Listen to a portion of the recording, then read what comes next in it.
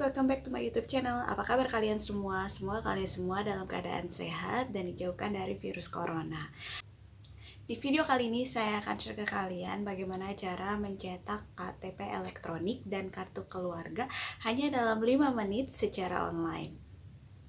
Sebelum aku mulai bagaimana cara mencetak KTP elektronik dan KK-nya melalui online, kalian harus memiliki aplikasi Alpukat Betawi terlebih dahulu. Kalian bisa download di Play Store kalian. Setelah di-download, kalian jangan lupa registrasi. Kalian isi nick, password, dan klik registrasi di sini. Setelah registrasi, jangan lupa aktivasi akun kalian ya. Nah, setelah aktivasi, kalian bisa lihat tampilannya. Di sini ada layanan yang disediakan oleh aplikasi ini dari pembuatan KK, KTP, akta, dan lain-lain. Oke, sekarang kita lanjut ke proses permohonan pencetakan KTP elektronik dan KK. Tapi di sini saya ingin memberikan contoh dari apa yang saya buat terlebih dahulu. Jadi saya ini mau membuat KTP elektronik dengan perubahan status. Jadi ada perubahan status dari belum menikah ke menikah. Jadi di sini untuk alurnya kita tidak langsung ke bagian cetak KTP elektronik, tapi kita harus ke kolom atau bagian perubahan biodata terlebih dahulu. Kita klik perubahan biodata tersebut, kemudian kita input semua yang diminta datanya oleh pihak Dukcapil tersebut di aplikasi. Jadi ada nama, NIK, kemudian status yang tadi kita mau ubah itu dari menikah belum menikah ke menikah gitu.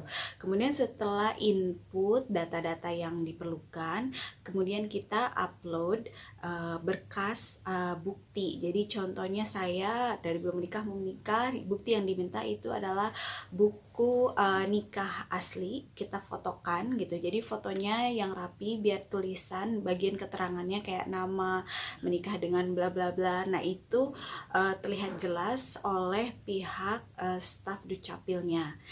Kemudian setelah upload, lalu kita submit permohonan pengajuan kita. Oh ya, selain itu sebenarnya juga saya merubah status pendidikan terakhir. Jadi waktu itu saya masih pendidikan terakhir S1 dan saya ingin ubah menjadi S2. Jadi saya lampirkan ijazah asli, jadi kita foto dulu ijazahnya, lalu kita upload ke bagian upload data gitu, upload foto data fotonya. Nah, kemudian kalian perlu tahu bahwa maksimum untuk foto ini 2 MB. Jadi kalau kita di kamera smartphone sekarang kan kameranya canggih-canggih, rata-rata 48 megapiksel, 13 megapiksel, itu di atas 2 MB ya. Jadi kita caranya jangan langsung upload dari apa yang udah kita foto, tapi sebaiknya kita edit dulu. Jadi sesudah foto, jadi sebelum kalian mulai proses permohonan ini, kalian foto-foto dulu data yang mau diupload nanti, kemudian kalian edit dulu, di crop gitu. Nah, itu nanti setelah edit terus di save, biasanya kan jadi 2 MB pas 2 MB. Nah, kalian bisa upload itu dan nanti ada terteranya langsung ke upload gitu, nggak di cancel. Karena sebelumnya aku kayak gitu, aku nggak tahu maksimumnya 2 MB. Jadi aku main upload fotonya aja. Dan oh ya, aku juga upload foto tuh pas jadi udah mulai masukin data diri, kemudian pasti minta upload foto yang ijazah dan surat nikahnya. Aku tuh baru foto-foto, jadi pas lagi kayak gitu status aku ternyata langsung ditolak karena itu kayak online live gitu guys. Jadi waktu kalian mengupload sesuatu itu, proses kalian tuh langsung kayak di-connect dengan si staffnya. Jadi kalau kalian lambat masukin upload datanya, itu kayak ke cancel, langsung di statusnya ditolak gitu. Jadi sebaiknya kalian foto dulu, jangan kayak aku. Jadi foto-foto dulu, edit. Jadi begitu form permohonan dibuat, isi formnya itu dan masukin upload, itu tidak akan di cancel sama mereka atau di statusnya ditolak. Oh ya, ketika kalian menginput data apa sebagai bukti yang ingin dilampirkan di permohonan kalian, itu nanti ada beberapa list yang akan tampil di layar handphone kalian. Jadi kayak ijazah, ya, kemudian surat keterangan hilang saat ini. Nah, itu bukan berarti semuanya harus dilampirkan ya guys, karena waktu aku lihat pertama itu kayak kaget, kok ini banyak banget yang harus diisi, tapi ternyata ya sesuai dengan yang akan kita buat aja. Kayak KTP elektronik aku mau perubahan datanya cuma status menikah dan kemudian pendidikan terakhir. Jadi dua hal itu saja yang aku checklist gitu. Tidak semua yang akan ditampilkan di layar itu kamu perlu checklist dan kamu upload datanya gitu.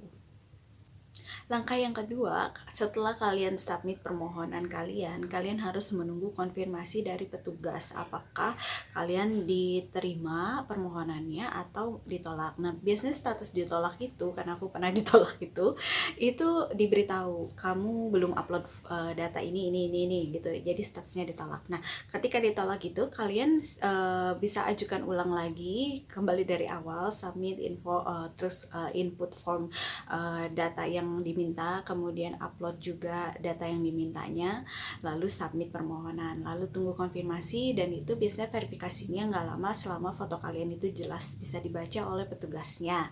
Dan kemudian setelah saya kurang lebih kira-kira 2 menit 3 menitan, nggak terlalu lama gitu guys, langsung itu semua di input. Karena perubahannya cuma 2 hal itu saja mungkin ya, jadi lebih cepat. Jadi ketika itu langsung statusnya selesai dan kita bisa lihat di history kita bahwa kita sudah diterima, dan nanti kita akan bisa atur jadwal untuk pengambilan KTP elektronik dan KK yang kita minta tersebut gitu, yang kita minta cetak tersebut. Dan di situ kita paling cepat adalah kalau kalian isinya pagi itu H+1. Jadi misalkan hari Senin kalian isi Senin pagi, Selasa itu kalian sudah bisa ambil di kantor yang kalian kantor terdekat. Nah, kantor yang aku pilih itu kantor kelurahan terdekat aku. Jadi ketika itu diklik kesepakatannya kita ambil di kantor tersebut. Di situ tidak disebutkan jamnya, hanya tanggal, hari untuk diambilnya. Dan setelah kita klik tersebut dan ada konfirmasi selesai, petugas dari Dukcapil itu akan menginformasikan nanti hari H ketika kalian akan mengambil dokumen tersebut, kalian harus membawa beberapa berkas fotokopi dari data-data yang kalian ubah itu. Jadi kayak aku contohnya bawa fotokopi buku nikah dan juga fotokopi ijazah aku gitu. Untuk kalian yang mengajukan proses permohonannya di atas jam 3 itu paling cepat H+2 dan hanya hari kerja hitungannya ya. Jadi kalau kalian misalkan Jumat sore, berarti kalian akan bisa ambil itu mungkin Selasa atau Rabunya, baru kalian bisa ajukan untuk pengambilan. Nah, proses pengambilannya seperti apa? Jadi waktu aku datang ke kelurahan, aku langsung ketemu ada petugas, sepertinya sih kayak petugas magang atau petugas yang baru ya, karena mereka seragam itu pakai hitam putih. Terus ada di depan luar pintu masuk kantor kelurahan aku. Aku ke mereka dan tanyakan bahwa aku mau cetak KTP elektronik dan kakak gitu, tapi aku sudah daftar mengajukan permohonan melalui online aplikasi Pukat Betawi. Lalu mereka minta, Kak bisa tolong tulis namanya, ditulis nama lengkap aku, dan mereka masuk ke dalam untuk kasih ke staff yang di dalam, dan aku disuruh tunggu. Nah, untuk pas nunggunya waktu itu aku datang memang agak siang, kayak jam 10-an gitu ya.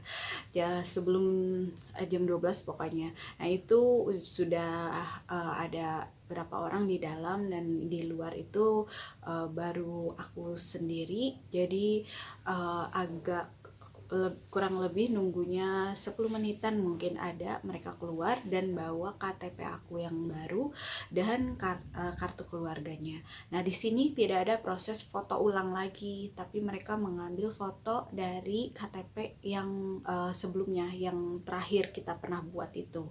Mungkin karena masih pandemi, jadi tidak ada mengurangi kontak langsung dengan orang per orangan gitu. Jadi makanya tidak ada pencetakan foto ulang lagi gitu. Oke, itu aja caranya kalian untuk mencetak KTP elektronik dan KK melalui online hanya dalam 5 menit guys. Jadi sekarang prosesnya sudah lebih simple dan lebih cepat gitu. Dan kalian juga bisa meminimalisir kesalahan karena di proses tersebut kalian dilibatkan gitu ketika input formnya gitu. Oke, itu aja dari aku. Thank you for watching, and if you like this video, please click like and don't forget to subscribe to my channel, and I'll see you again next time. Bye bye.